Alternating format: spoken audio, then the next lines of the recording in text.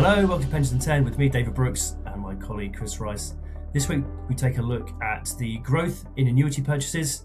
We discussed using your pension towards your property and also the evergreen problem of illiquid assets in pension schemes. Okay, Chris, you spotted a story in Pensions Age looking at annuity premiums to post-freedoms highs. Can you tell us about that?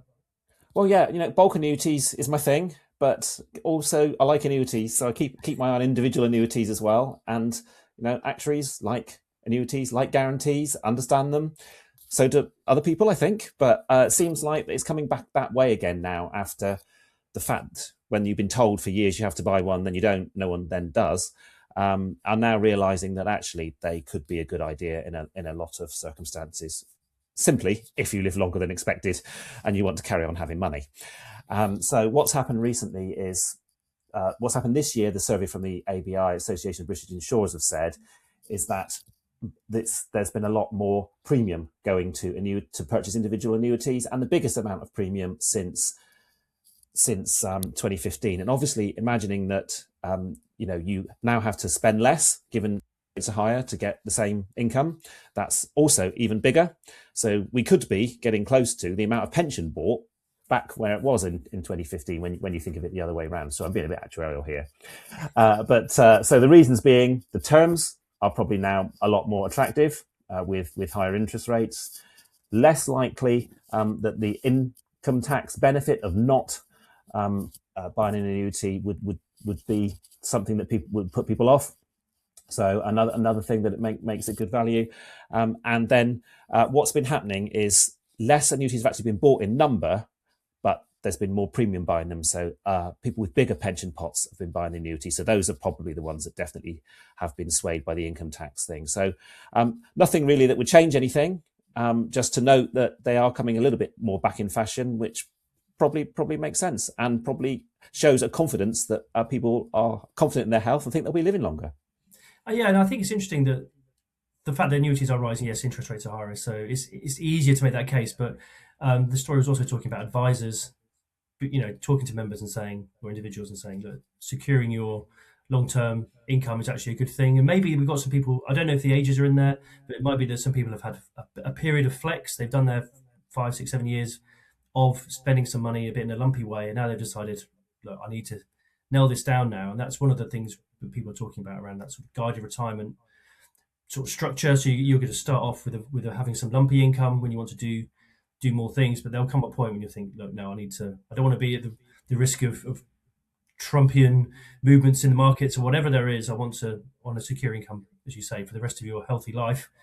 Then let's just get that nailed down into an annuity as at the right time. So, and the inheritance tax thing, I think you alluded to as well. The inheritance tax thing is a potential change. So people will want to make sure it's out of the reaches of HMRC, and that's a strong argument. People don't like paying tax, no matter what it is and how it is. People don't like paying tax, and so sticking it in an annuity and having that income secured for you and your spouse in the future, then that's a secure way of doing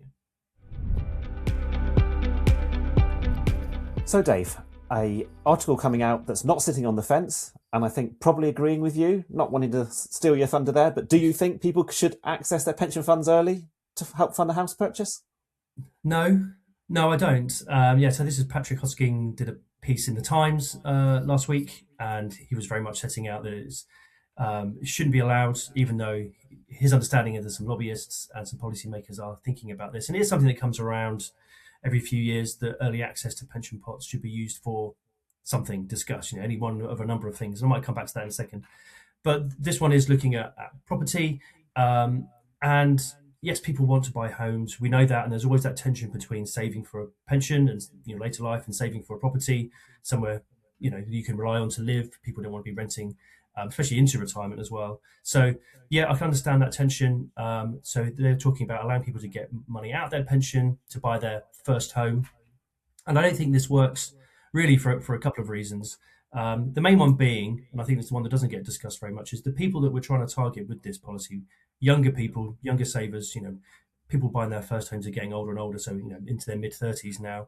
But even then, how much is you going to have in your pension by the time you get to your late 20s, early 30s to help you buy your first home? Probably not a massive amount. If we're talking about most people going in on auto enrollment amounts of pension saving, they're not going to have a large fund anyway. So what are we talking about? Are we going to allow them just to bust their whole pension, take it all tax free? Maybe, probably not. So 25% tax free, the rest of it tax as income, and then allow them to plough that into their first home. I don't think that really works. I don't think it works. It won't help the people that have small savings because they won't have enough, and it won't help them then. It will actually retard their savings going off into their later life. They won't have that size of pension that they've been hoping for. So I don't think it works. It also gets rid of, well, it also, what's the word? It also removes that diversification of savings. And so putting everything into a property, again, that's not great. I just don't think it works for lots of levels. Now, I do think that early access to pension funds does have some good arguments. I think if you're an older person and you're going to have your home repossessed, you've had fallen on hard times, you've got a big pension pot on one hand, and you're about to be made homeless on the other. I think there's arguments there. We allow people to get money out of their pension when they're in ill health, within 12 months of passing away. I do think there's arguments to allow people to use it in extremis, but I think having a policy that overheats the property market by having loads of people having more money potentially to put into property purchase, I don't think it works. Build more houses if you've got a problem with the property market, and just make pension savings something for the future. Right, Chris, in your line of work, this will come up a lot, I'm sure. Illiquid assets that are getting in the way of de-risking, so doing a risk transfer to an insurer or a consolidator. What's the problem? Is there a way to resolve it? So it's an interesting comment, really. Because it's come from a fiduciary manager who tends to be the ones that have been most supportive of illiquid assets over the years. And also they're talking about thinking about getting out before you get in. But really, I see the argument for having had them in the past or being in them now, but entering them now, given what we've learned over the last 5 years. I'd struggle with that one unless you were very keen on the long term.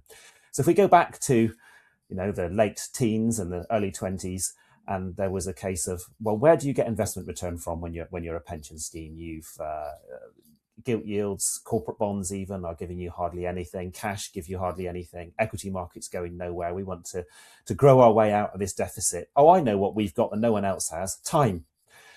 So we can lock our money up for ages and get some extra return by having that illiquidity premium on our assets. So that made sense.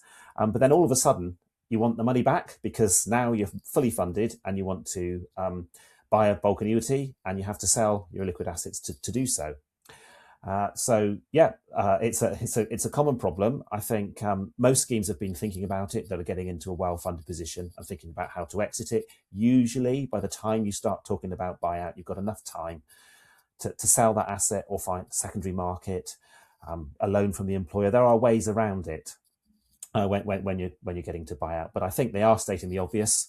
If you're going into it, it's going to be for a long term, and it might not be easy to sell. So plan your exit. And if you are in it, think about, over the next few years, if you want to stay in it. Okay, thank you for listening and watching this week. And I want just to leave you with something. If you're stuck on the sofa doing that endless watch we watch tonight, darling, discussion, or even if you're on your own, you still might talk to yourself, of course, darling, that's fine. If you're into pensions and thrillers, then Steel on Amazon Prime is a pensions-based thriller. So I think pensions gets mentioned about 5 times every episode. Loads of money, running around with guns. I think it's a great watch. Worth a try, but I think Winter Olympics first, maybe, and then if I'm at a loose end, Dave, and I'll feed back next time. Okay.